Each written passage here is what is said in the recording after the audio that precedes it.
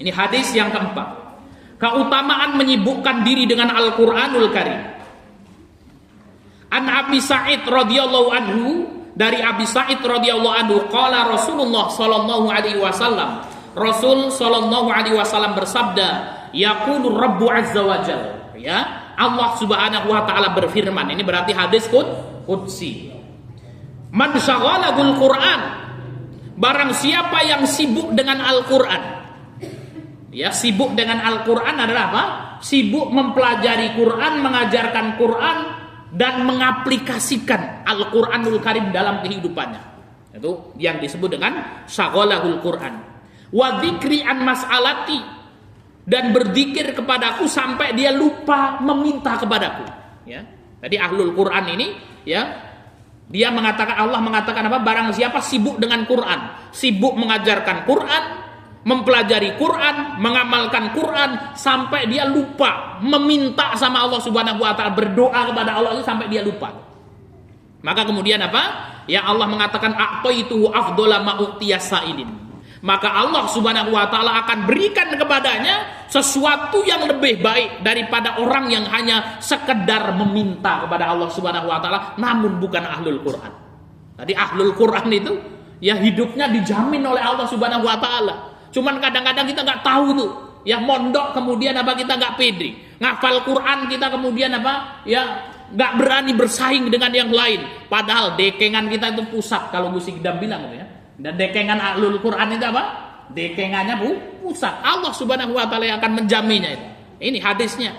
Allah akan berikan yang lebih baik, ya, dari orang yang hanya sekedar meminta namun bukan ahlul Quran. Wa fadlu kalamillah, dan keutamaan firman Allah, keutamaan ilmu Quran ala sairil kalam, dibandingkan dengan ilmu yang lain, kafadlillahi ala khalqi, seperti ya keutamaan Allah atas seluruh makhluknya. Masya Allah. Jadi Ustadz dan Ustadzah, hari ini keberadaan antum sekalian di Asakib sedang mengajarkan ilmu paling baik di muka bumi ini. Ya, hari ini ya keberadaan antum para santriwan dan santriwati di Pondok Asakib, antum sedang mempelajari ilmu terkeren di muka bumi ini. Ya, maka kemudian apa? Harus sungguh-sungguh. Orang yang mempelajari ilmu yang remeh saja bersungguh-sungguh, ini Quran yang diajarkan, ngajarkannya sambil ngantuk-ngantuk, gitu ya. Belajarnya nggak semangat, kan gitu ya. Nah, ini maka orang yang belajar Quran, mengajarkan Quran, mengelola pendidikan Al-Quran tidak sungguh-sungguh, maka dia telah meremehkan Al-Quranul Karim.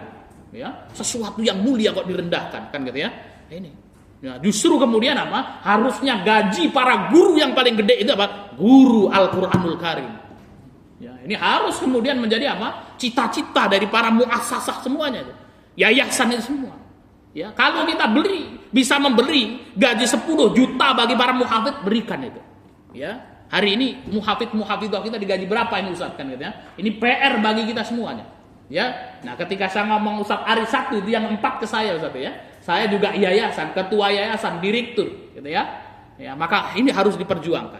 Guru-gurunya yang diperjuangkan jangan ngantuk, kan gitu ya. Ini yayasan sudah berdarah-darah, ngajarnya semaunya sendiri, kan gitu ya. Maka harus berkolaborasi. Ya, maka kemudian kita harapkan nantinya kemudian lembaga-lembaga pendidikan Quran itu menjadi kiblat, ya, dalam perekonomian kita, dalam keilmuan kita. Bagaimana ya yayasan berpikir, memiliki visi yang besar, kan gitu ya.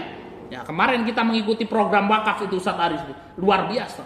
Hari ini lembaga-lembaga pendidikan besar itu harus ya menggerakkan wakaf itu tadi. Ya, bagaimana kemudian apa? Punya wakaf produktif kita. Oh, mudirnya, muhafidnya gitu ya. Selain digaji 10 juta per bulan, kemudian diberikan sawah garapan 1 hektar. Wah, kaya nggak itu kira-kira? Wah, itu sudah itu. Itu insya Allah. Ya, santri-santri kita itu akan ya 30 juz sekali majelis, betul kan ya. Nah, hari ini kemudian kita ngajarkan santri-santri kita kan ya, anak di rumah sakit, ya kemudian beras habis itu. Ya, bagaimana kemudian kita akan berkonsentrasi? Ya, maka kita sampaikan. Ya, maka kemudian roh ini harus ada. Ya. Jadi kalau ikhlas itu antara diri kita dengan Allah Subhanahu wa taala. Ya. Yayasan itu ya jangan sering-sering mengatakan ikhlas-ikhlas. Banyak hari ini kemudian Pak Yayasan mengatakan kepada muhafidz-muhafidhahnya, kamu harus ikhlas ya supaya kemudian apa? Ya bisa menggaji sedikit gitu. Bahkan kemudian saya pernah ya datang ke suatu pondok pesantren, timnya itu diajak Ustaz. Diajak untuk tur ya, studi banding ke pondok-pondok pesantren yang lebih miskin darinya. Supaya apa? Supaya ini ya bersyukur kepada Allah Subhanahu wa taala kan gitu. Gitu. Nah, ini saya katakan salah kan mindsetnya seperti itu. Datang kita ke pondok-pondok pesantren yang kaya raya itu kan gitu ya. Bagaimana ya kita memuliakan ahlul Quran. Dari pengajar Quran, santri-santri yang menghafal Quran, min sya'airillah, mereka syiar-syiar Allah. Ya, syiar-syiar Allah itu nggak boleh kemudian dihinakan, harus menang kita itu. Ya, Quran itu ilmu terhebat di muka bumi ini. Jangan kita hinakan. Ya, dengan manajemen kita yang tidak sungguh-sungguh, atau dengan kemudian ustadz-ustadznya yang kemudian tidak sungguh-sungguh. Ya, maka manajemen harus bahu membahu. Kuatkan ya finansialnya, ustadz dan ustadzahnya semangat untuk upgrade kan gitu ya, semangat kemudian untuk kemudian apa ya meningkatkan keilmuannya dan sungguh-sungguh dalam mengajar ya. Yayasannya sudah nggak semangat nyari duit, ustadz dan ustadzahnya suruh belajar juga ngantuan, nggak punya semangat kan gitu ya, mau belajar malas ya, kadang-kadang masuk kadang-kadang tidak, itu layamut walayahya, itu tidak hidup dan tidak mati ya. Fakabir alaihi arba'an liwafatihi, bertakbir untuknya 4 kali untuk kematian mereka ya, istighfar semuanya gitu ya. Astagfirullahaladzim. Mudah-mudahan asakib tidak seperti itu. Yuk bangun ya, tumbuh gitu ya. Kita ini berawal dari tidak punya apa-apa ya. ABM itu 2018 itu cuma rumah kontrakan ya, 2 saja ya. Ini Andika tahu ini kan gitu ya. 1 saya tempat tinggal untuk saya dan istri saya, 1 santri itu sudah. Ya, namun kemudian apa? Kita punya apa? Semangat doang, kan gitu ya.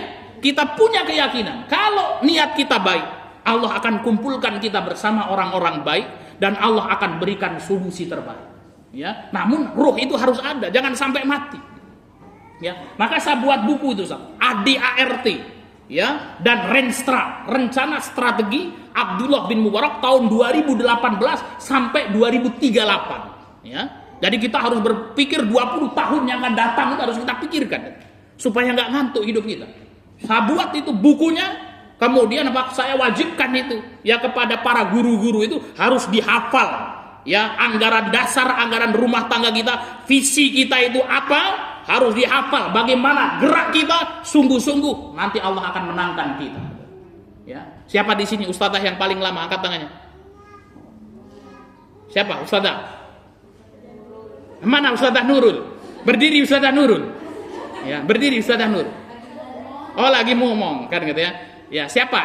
Yang lain yang bisa berdiri siapa? Ya, ini Ustadzah Nurul berdiri. Ustadzah Nurul, apa visi di Asakib ini? Visinya apa kita? Hah? Berakhlak mulia. Lupa. Ustadzah ini. Ya, apa visi Asakib? Apa visinya? Menjadikan santri-santri Ahlul Quran. Anda hafal? Andika antum hafal visi ABM? Apa visi ABM?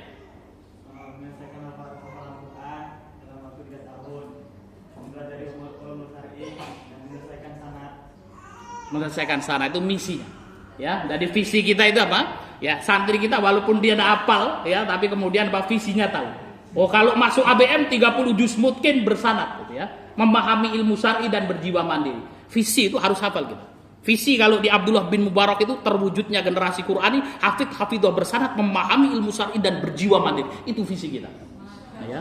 Jadi jangan harus visi itu harus menyatu dengan badan kita, menyatu dengan ruh kita. Tim kita itu ya, Ustadz Aris itu jangan diterima menjadi staf kita kalau nggak hafal visi kita itu kan gitu ya. Datang enak aja nggak hafal visi misi, mau ngapain kamu di sini gitu. Wong visinya saja nggak tahu kan gitu ya. Ya maka visi misi itu harus kemudian apa? Dihafal semuanya, dibuat misinya seperti apa, langkahnya seperti apa. Program 5 tahun kita seperti apa, 10 tahun seperti apa, 20 tahun yang akan datang seperti apa. Kita sedang menyongsong kemenangan, ya. Kalamullah yang kita perjuangkan, maka tidak boleh, ya. Maka kalau bila perlu tukang sapunya itu harus hafal visi misi kita itu, kan katanya. Baik Ustadz dan Ustadzah yang dimuliakan Allah Subhanahu wa taala, ini ya keutamaan hadis yang keempat ini, ya apa namanya, ya intinya ya mengingatkan kepada kita bahwasanya Allah Subhanahu wa taala, ya sudah sebentar lagi ya, masuk istirahat ya. Hadis yang keempat ini ya, Allah Subhanahu wa taala akan memberikan jaminan rizki bagi ahlul Quran. Ya, Allah akan berikan jaminan rizki pada ahlul Quran. Maka kemudian apa? Ahlul Quran harus bangkit. Ya, guru-gurunya, staf-stafnya kita harus buktikan itu. Malu kita dengan hadis Nabi SAW ini. Rizkinya juga dijamin kan gitu ya. Ahlul Quran itu ya harusnya kemudian apa? Ya rizkinya lebih baik daripada orang yang bukan ahlul Quran gitu ya.